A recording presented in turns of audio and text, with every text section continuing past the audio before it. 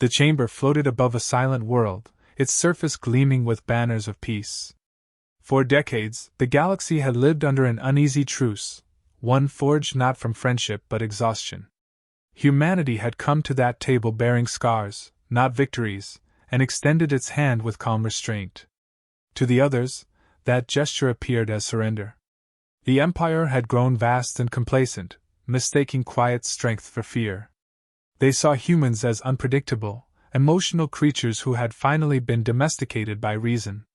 Yet beneath every polite bow, beneath every carefully chosen word, burned an old instinct, the memory of what it took to earn peace in a universe that understood only domination.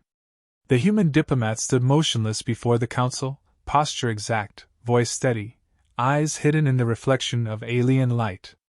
Their presence was a paradox, one being representing a world of billions, carrying the weight of restraint learned through suffering. The Empire's envoys spoke in mechanical tones, their words laced with superiority. They claimed the peace was proof of their benevolence, that order had been restored under their oversight. Every sentence was wrapped in civility but sharpened by arrogance. To them, humanity was a subject species, brilliant but tamed, valuable as long as it obeyed. The diplomats' responses were courteous, layered with patience that seemed endless. They spoke of rebuilding, of scientific cooperation, of preserving the fragile balance that allowed countless worlds to thrive.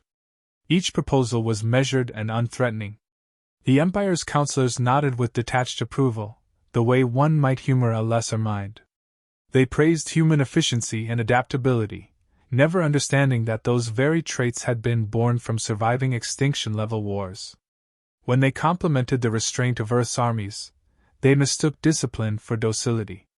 Whispers passed among the alien delegates. They discussed resource rights, border treaties, and new navigation lanes through once human sectors. A few dared to question whether humanity should maintain control of its autonomous colonies. The idea spread quietly, justified as stability enforcement. The diplomat listened, expression unreadable. They had seen such diplomacy before, when empires rose believing they brought order to chaos, never realizing they were the chaos wearing another name. Peace, in the Council's eyes, was ownership. Humanity, however, had never viewed it that way. For humans, peace was an act of will, a fragile construct held together by the collective decision not to answer violence with violence. It was never unconditional, and it was never blind. Yet the Empire, having known only conquest, could not fathom such nuance. They mistook patience for fatigue and mercy for submission.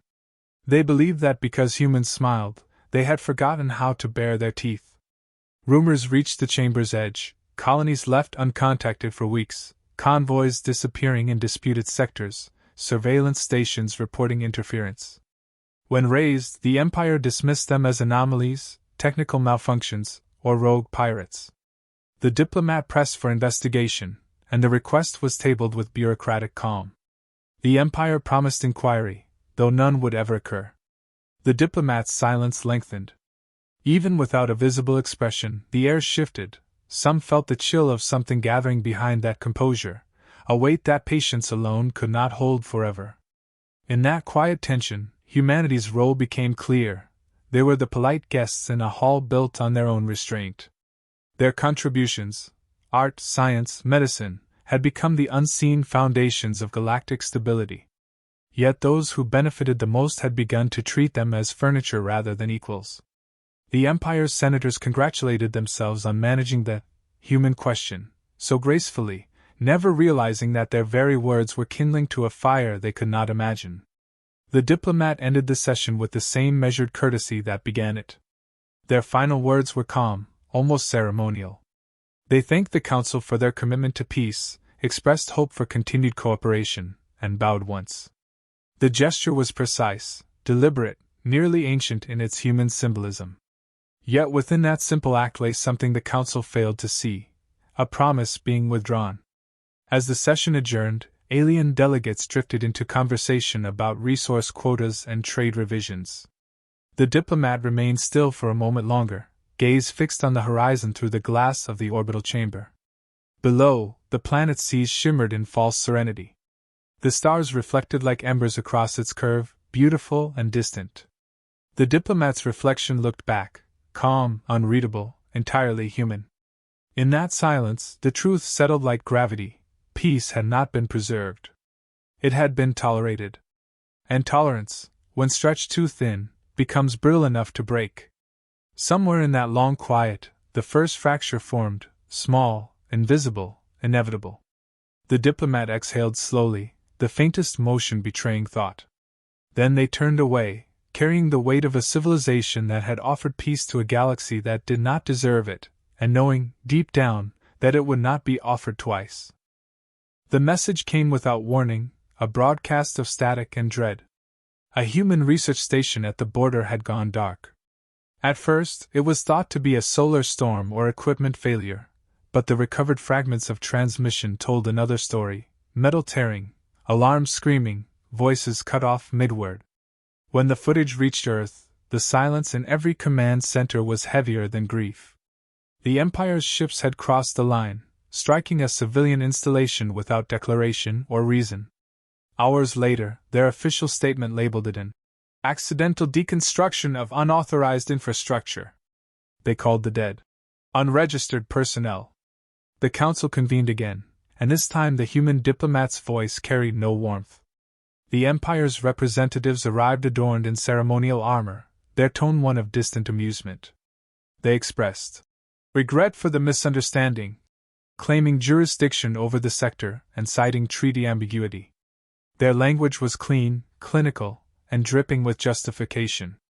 To them, the annihilation of a station filled with scientists, families, and children was a clerical error, not a tragedy. When the diplomat demanded restitution, the chamber filled with laughter disguised as diplomacy. The Empire's speaker, tall and cold, turned their words into a performance. They claimed that human expansion was reckless, that such incidents were inevitable when primitive species reached too far. They referred to the fallen as a regrettable cost of progress. Each phrase was precise, rehearsed, meant to provoke without sounding like aggression. Around them, other delegates nodded with feigned sympathy, unwilling to challenge imperial authority. The balance of power was too one-sided. The Empire's fleets controlled half the known routes, and their word was law. The human diplomat's hands rested still on the table. The tone of their reply was even, the cadence slow, but behind it simmered something ancient. They did not shout or accuse, they asked questions no one wanted spoken aloud. Why had Imperial ships entered a demilitarized zone? Why were survivors' distress signals ignored? Why had the Empire's patrols been operating with live ordnance near a civilian sector? No one answered. The council chair redirected discussion toward the necessity of stability. The phrase was meant to end the matter. But the diplomat did not yield. Their voice cut through the room, stripped of diplomacy. They listed the names of the dead, one after another, unbroken, each syllable a blade of truth slicing through bureaucratic noise. The chamber grew restless. The Empire's envoy interrupted, calling the recitation emotional disruption. The word hung like poison. Emotional. As if empathy were a flaw. As if grief were weakness. One alien counselor, younger and too confident, leaned forward and asked if humanity truly believed the Empire would sacrifice order for sentiment. The diplomat said nothing. Their silence was an answer sharper than any threat. The Empire mistook it for retreat. They spoke again, explaining that such events were part of civilization's growing pains, that advanced species must learn to detach from loss. They called it evolution. Then came the final insult, delivered casually, almost playfully. The casualties were described as collateral biomass. The term was technical, devoid of malice, yet it struck like a blade drawn across the collective human soul. The diplomat rose. No raised voice, no outburst. Just movement, measured, deliberate. They thanked the council for their clarity. The tone was level, but something inside the room shifted. Even those unfamiliar with human expression could sense the pressure behind those words. The Empire's delegates smirked, believing the matter settled. To them, humanity's pride was a fading echo.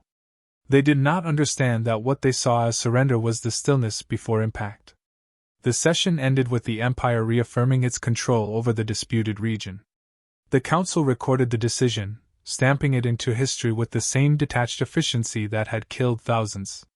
Yet long after the others had left, the diplomat remained seated. Data streams flickered across the chamber's displays, images of wreckage, fragments of families, coordinates of the dead world spinning cold and lifeless. The diplomat's reflection stared back, and in that reflection was the truth the Empire refused to see. Humanity had been patient beyond reason. They had endured insult after insult in the name of peace. But this was different. This was desecration disguised as law. Something unspoken awakened, vast and quiet, a realization that peace without respect was slavery, and forgiveness without justice was surrender. The diplomat understood it now. Every species has limits. Humanity's had just been crossed. When the transmission from Earth arrived an hour later, it contained no orders, no requests. Only 4 words. Proceed as you must. The diplomat closed the file and stood, the faint hum of the chamber echoing in the stillness. The Empire had mistaken silence for submission. They would soon learn the difference. The chamber was quieter than it had ever been. The human diplomat stood before the Council once more, the air between them charged with something the Empire could not quantify. They expected an apology, perhaps another plea for peace. Instead, they were met with stillness so absolute that it pressed against the senses. The diplomat's voice, when it came, was measured but carried the weight of something no translation could soften. They began by acknowledging the centuries of cooperation, the treaties, the countless lives devoted to building harmony across the stars.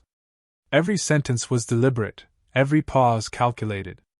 Then the tone shifted, not to anger, but to precision sharpened by grief. They spoke of the destroyed research station not as a tragedy, but as evidence. They detailed timelines, transmissions, orbital trajectories, proof that the attack was deliberate, not an accident. The Empire's representatives interrupted with formal objections, but the diplomat ignored them, continuing as if their voices were nothing but background noise. The Council listened, uneasy. The diplomat's words began to cut through the room like a quiet blade. Humanity, they said, had been patient because it believed reason could outlast arrogance. But reason had limits when faced with deceit. The diplomat leaned forward, their tone lowering into something almost intimate. We believed peace was the highest form of strength, they said.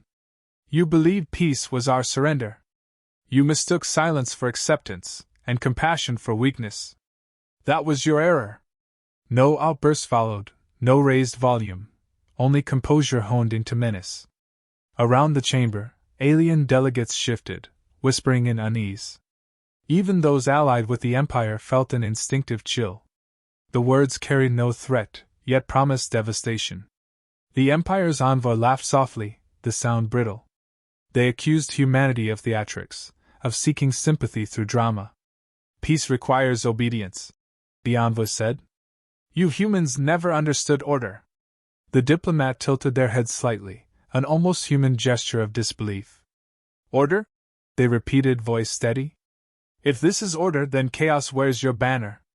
The envoy tried to respond, but the diplomat continued, speaking over them, not in defiance, but as if the interruption were irrelevant. They began recounting humanity's history not as pride but as warning.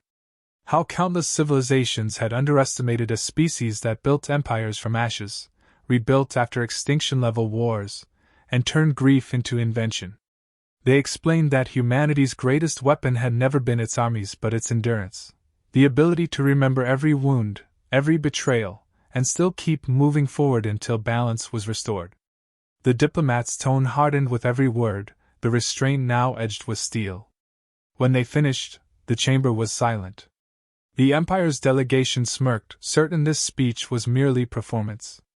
They did not understand that it had already begun. Reports were already spreading quietly through the Empire's networks, trade disruptions, communication failures, economic data collapsing in real time. No fleet had moved, no weapons fired. Yet entire systems were going dark.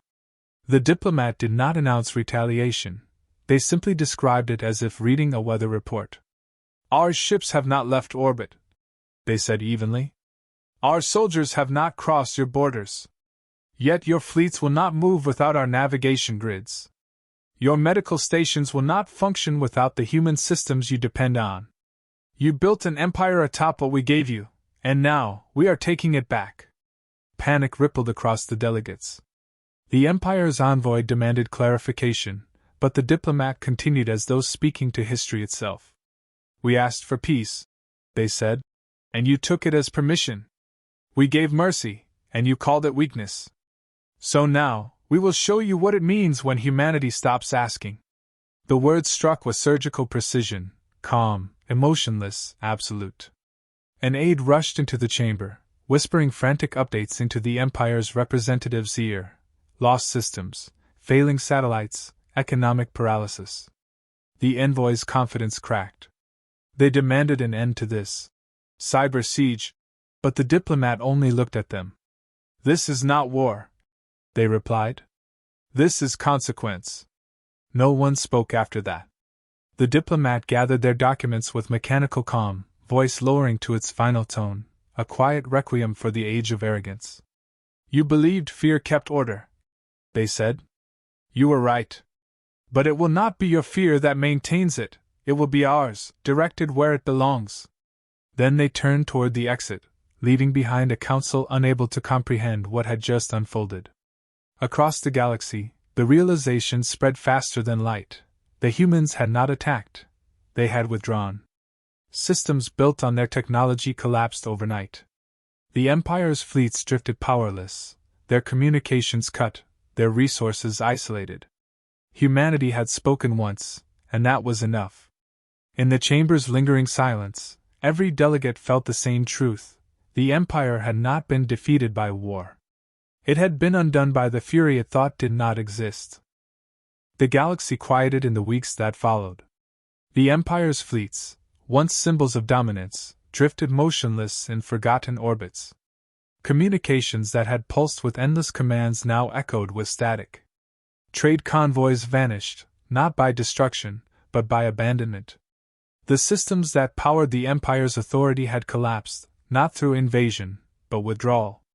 Humanity had simply stepped back, and the machinery of control unraveled. No declaration had been issued, no armies deployed, only silence. That silence spread faster than any weapon. The council chambers where the Empire once dictated order became arenas of accusation and panic. Worlds dependent on human infrastructure cried for assistance that would never arrive. Medical systems halted as human-designed networks shut down. Artificial intelligences, built upon Earth's frameworks, entered fail-safe mode, obeying their original creators. Across half the galaxy, life support grids blinked out, factories froze, fleets hung helpless between stars. What the Empire had called peace had always depended on humanity's invisible cooperation. Without it, their empire was a monument to fragility. The diplomats who had once mocked humanity's sentiment now scrambled to contact them. Their messages were unanswered. Their fleets attempted to trace the sources of the outages, only to discover that human systems had been designed with keys only humans could wield. No threat could compel restoration. Humanity had not conquered, they had simply left the stage, taking civilization's foundation with them. For the first time in its history, the Empire began to understand dependence. Entire sectors turned inward, struggling to survive without trade or communication. Starving worlds appealed to the Council, but no aid came. The Empire's own officials turned on one another, blaming rivals for what they could not repair. The structure of control, once so rigid, folded beneath the weight of its own arrogance. And through it all, the humans said nothing. They watched, distant and unyielding, as the galaxy learned what peace had truly cost. On Earth, there were no parades. No speeches or proclamations. Humanity moved with quiet efficiency, redirecting resources, stabilizing their colonies, ensuring that their own people would never again rely on those who had seen them as subjects. The diplomat returned to a planet bathed in calm light, not as a hero, but as a messenger who had fulfilled their duty.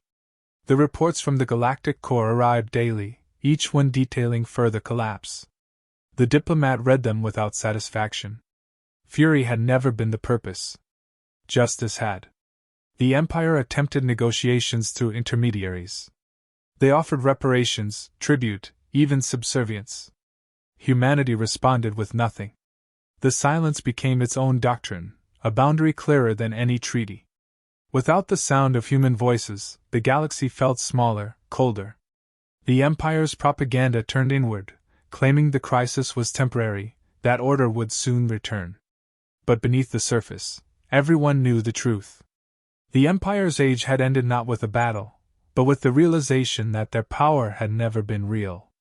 Scholars from other species began to document the event, calling it the Great Severance.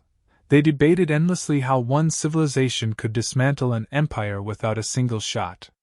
They could not understand that the true strike had been philosophical, not technological. Humanity had given the galaxy every tool it needed to thrive. When those gifts were turned against them, humanity reminded the galaxy that mercy has limits. The lesson was not vengeance, it was perspective. In time, surviving worlds began rebuilding on their own terms. Some reached out to humanity again, not as rulers or rivals, but as equals. The responses, when they finally came, were brief and restrained. Cooperation was possible, but never again unconditional. Humanity would aid those who remembered respect, not those who mistook restraint for fear. The galaxy adapted slowly, painfully, forever changed by a single principle: peace without trust cannot endure. The diplomat's final report was a single page. It contained no triumph, only reflection. It spoke of balance, of how civilization must learn to value the fragile thread between strength and compassion. It ended with one final line, asterisk. We offered peace because we understood war. We remained silent because we remember it. Asterisk. That sentence was transmitted to the Galactic Archives, preserved as record, warning, and legacy. Decades later, the Empire's remnants would still tell stories of that silence, the day the humans stopped speaking and the stars dimmed. For generations, the lesson endured: humanity's fury was never about conquest. It was the simple demand to be seen as equal, to have peace honored, not exploited.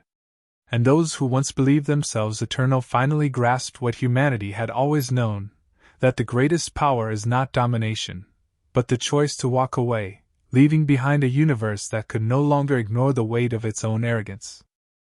Years passed before the galaxy dared to speak of the event openly. The Empire no longer existed in the form it once did. Its banners hung in ruins, its systems fragmented into smaller sovereignties struggling for survival. The silence humanity had imposed had reshaped the political order more completely than any war could. What had once been arrogance was now reflection. Species that had thrived under imperial control began to see what they had ignored: the quiet reliability of human cooperation that had kept everything running. The cost of their ignorance had been the collapse of an era. For humanity, the withdrawal had not been victory but necessity. They had seen too much of what power did to civilizations that believed themselves untouchable. Their isolation was deliberate, not out of fear but wisdom. The diplomat who once spoke before the council spent their remaining years advising the reconstruction of Earth's alliances, teaching a generation that strength was not in domination but in boundaries. Under their guidance, humanity became a civilization of balance, open to trade, wary of treaties, careful in trust. The old ambitions of expansion gave way to quiet guardianship. The Empire's successors sent emissaries to Earth, pleading for reconciliation. Some came in humility, offering shared governance and cooperation under new principles. Others came in desperation, seeking the restoration of human-built systems that no other engineers could replicate. Each request was considered carefully, and most were declined. Humanity no longer sought approval or validation. They had learned that the respect of others was worth little if it depended on their compliance. When they did choose to help, it was never unconditional. Every agreement was anchored in transparency and mutual accountability. The age of blind trust was over. Across the stars, the human silence had become legend. Younger civilizations told stories of the species that could dismantle empires without firing a weapon. To them, humanity was not feared but revered, seen as proof that moral restraint could coexist with unmatched power. The diplomats' recorded words became a cornerstone of political philosophy. Peace is a promise, not a leash. Break it, and you release what you cannot control. Those words echoed across academies, council halls, and the hearts of those rebuilding from ashes. The very species that once mocked human emotion now sought to understand it. They studied empathy as strategy, compassion as governance, and patience as a weapon. The remnants of the empire fractured further with time. Some worlds embraced reform, guided by those who understood the lesson. Others fell into chaos, unable to function without human influence. What survived were societies humbled enough to rebuild from equality, not dominance. Humanity watched from afar, intervening only when extinction loomed or injustice threatened the fragile balance of peace they had redefined. Their involvement was subtle but decisive, never conquest, always correction. The galaxy began to rebuild itself in reflection of that philosophy, one quiet act of respect at a time. The diplomat's legacy extended beyond policy or strategy. It became a symbol of collective endurance.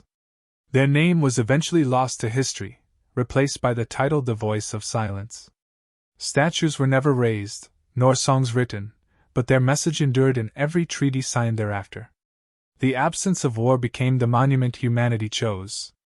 Generations later, children across the stars learned of a species that had once offered peace, had it broken, and then taught the universe what the absence of mercy felt like.